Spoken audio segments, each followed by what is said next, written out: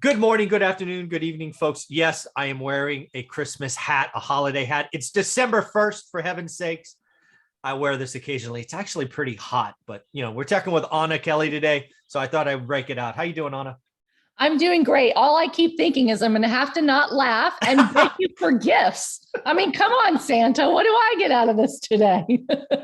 I'll send you my address, and I want a fancy new Corvette. There you go. There you go. Well, let me go check my naughty and nice list, and let's see what we're on. So I'm sure you're on the nice list.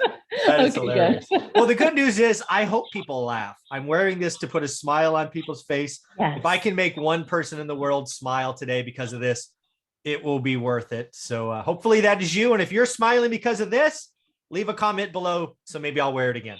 So Absolutely. Always bringing joy. I'm trying. Do my little part every day. So Anna, we need to talk about what I have always considered my most important metric, right?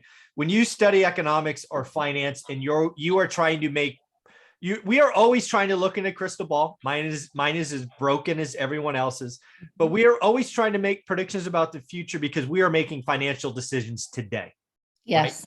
Right? And we take history, we make decisions today based on what we see coming tomorrow. And for me, it's always been the consumer, and more specifically, it's consumer sentiment, maybe consumer confidence. It's that's where I kind of start and finish. There's lots around it, but that's where I start. What do you think? Yeah, absolutely. It is such a driver of demand, right? And so since economics is all about supply and demand, we got to think about what are the things that impact supply and what are the things that impact demand. And demand is a funny thing because it's very much revolves around that consumer sentiment and the opportunity cost question that people make, even if they're not thinking about it in that terms of, Yes. Okay, inflation's going up. All of a sudden, my gas is more expensive, my heat is more expensive, my food is more expensive. Can I afford to go Black Friday shopping? Can I afford to go buy that thing that I would have last year, but I might not this year?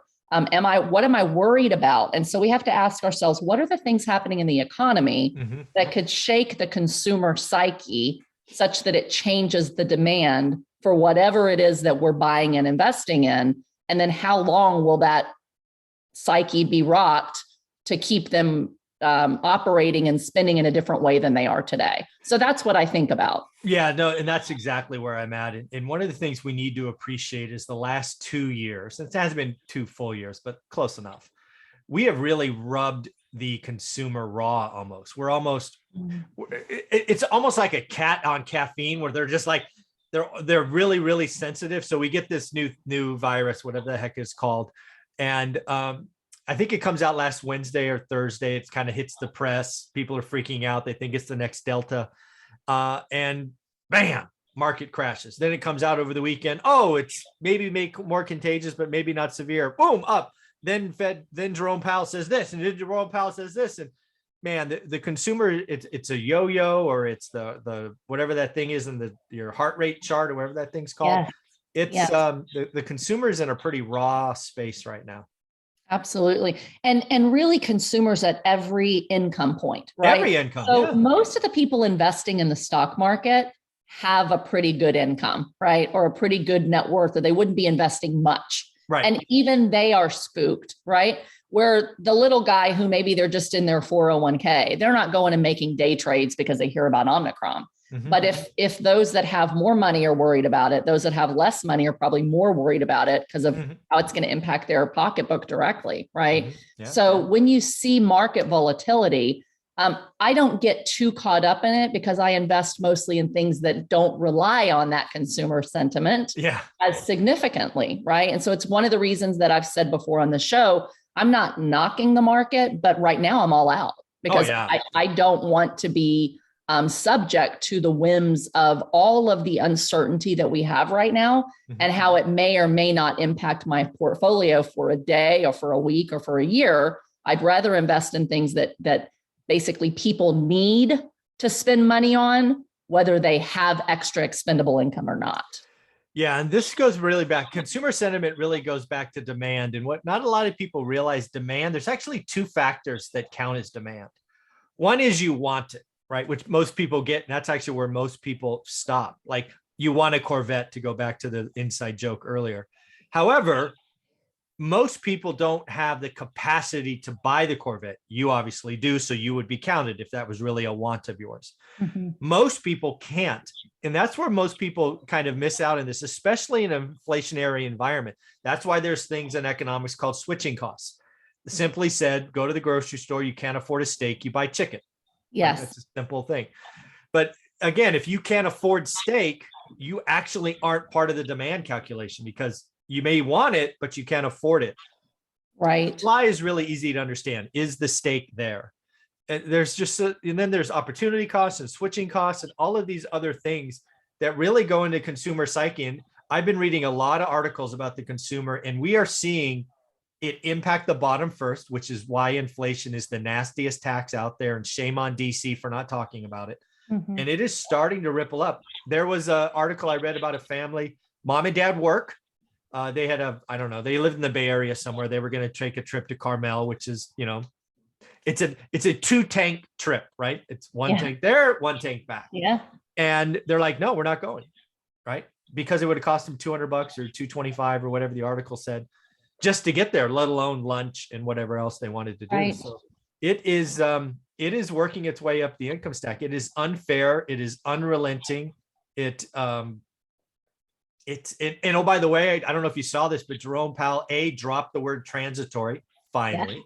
Yes. But worse, he admitted that it's not his base case, but it is possible that inflation doesn't fall, Anna, but rises next year. Yes. That ought to smack people in the face. Oh my God. Right. Absolutely. It's a scary thing for a lot of people. And when you have inflation and you have supply chain issues, right? Everything that, because of the supply chain issues and because of, increased demand, that's probably was artificial for a while, right? Yeah, yep. Now the costs of everything are going up. It's a double whammy, right? To most people. And so we have to think about that. And as an investor, like, what does this make me think about as an investor, as a real estate investor? So we talked about the market. I'm out, right? For now. But as a real estate investor, people ask me all the time, and I'm sure they ask you this all the time. Should I invest in single family or multifamily or retail or storage or office space? Every day. Right? Yes, invest, but you've got to think about your investments and say, what if these things continue? How is consumer sentiment going to impact the demand for what it is that I'm buying and for those that I'm renting to, right? Mm-hmm. So as primarily a multifamily investor and vacation rental investor, I realized that during the pandemic, people were paying top dollar for vacations. And so my rental income was really, really good. We're starting to see a little bit of that back off as people go, wait a second, not only do I have I had a little more money, we're stir crazy, but now even the stuff that's not a long drive is going to cost me more because of gas. Maybe I can't afford to go on a vacation at all over the next several months. And so I know that some of my vacation rental income is going to start to come down. And we're seeing that across the country, right? With rents, I've got to think about, can I raise rents or not? And this is a really important thing that I think we need to think through. Right now, all of my costs as a landlord are going up. I'm getting letters constantly. We're sorry, we're going to have to raise our lawn care prices for next year, our snow removal. Everything's going up. So we're having to force rents.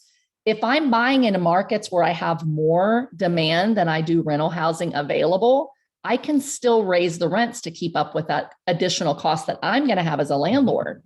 But if you're buying in small towns that don't have a lot of demand, you can't just raise your rents to cover your increased expenses because they'll just go move somewhere else. Yeah. So you've really got to think about supply and demand for everything that you're thinking about buying.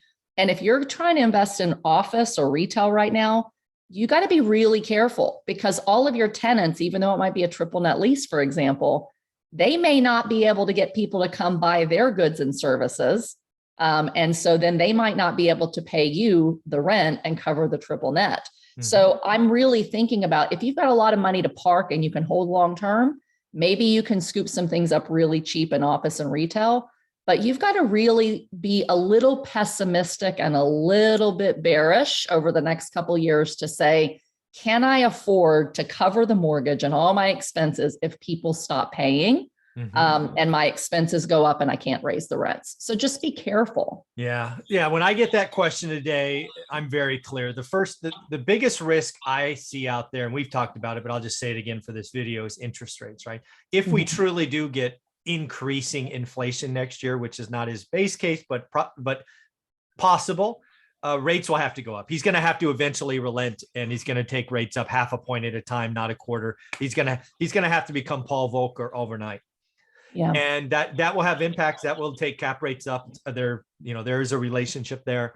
And it will make, the 5-7 year term, 3-5-7 year terms too risky for me. I don't need that headache. So for me, it's like, can you get 30-year debt? Because if you get 30-year debt, even if rents flatten, because I think we saw 2 or 3 years of appreciation in a year. I think we've seen 2, 3, maybe 4 years of rent increases in a year. I do not see rent increases going up like this. I've seen some crazy syndications in the last 30 days, assuming rents go up 5% a year for 3 years. I'm like, you are freaking nuts. I am not touching that deal. Yeah. Because I have been that person, like as a kid, watching my parents pay the bills in an inflationary environment, right? I lived in the 70s. I know what inflation does to a family on low income. It's terrible. Yes. And there's going to be more and more families going, uncle, yeah, I'm going to trade down, move in with family, whatever. It's these rent increases I've seen on syndications the last 30 days, Anna, is frightening. It is hard. It is hard. The thing is, people are way overpaying, so they've got to make their numbers on paper look like the best case. And the question is, can I mitigate all those things to go right in my favor? Can I keep expenses low? Can I keep construction and turn costs low? Can I force rents? The answer is, and do interest rates change? They're not fully in your control. So you have to be conservative. We're raising rents right now on everything that's coming up because we know this is the time to do it and get in front of our expenses going up, but that's not going to be the case. I'm underwriting at same rent and expenses, either both going up 2%, both going up 3%, but not, rents going up at a higher percentage than my expenses. Yeah, that's smart. I can't guarantee it. Yeah, folks, again, if you're investing in as an LP in syndications, they really check the numbers. And again, is the syndicator pushing past performance as opposed to current deal? Those are not equal, right? Yes, there are people that overpaid 2 years ago. They got bailed out by the market. The market made them. Yes. That doesn't mean the market will make them in the future. So be very, very careful. But at the end of the day, consumer sentiment is it's hot and cold right now. It's all over the map. And again, consumer sentiment is really interesting because every individual family behind their front door is making family decisions, but it is happening at a grand scale and it will move markets. And I think we are at one of those pivot points where, it could go either way. Do we go full opening, as a Jefferies analyst said is possible this morning in oil? Because again, these are all tied together. If the world opens up, Omnicare is not an issue, blah, blah, blah, blah, blah. Oil goes to 150 from 75. Where's my gas go? $8, $9 because I'm in California?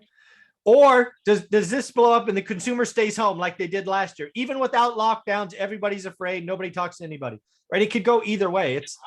It's a really, I've never seen it like this in 20 years. Yeah, it's very uncertain. And I think that's what we just have to drive home. None of us really knows because there's so many things that are happening at the same time that are very intertwined that can result in things that we don't expect. And today we're talking about the demand side and sentiment.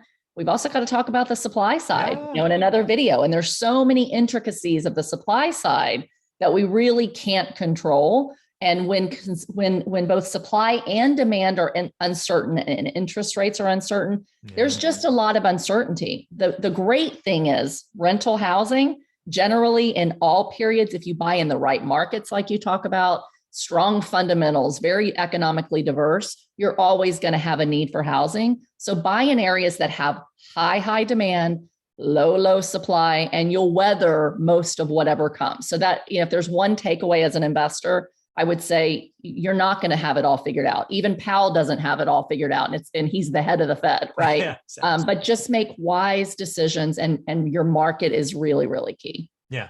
And the last thing I'll close on, folks, is keep doing the work. I suggest 30-year debt.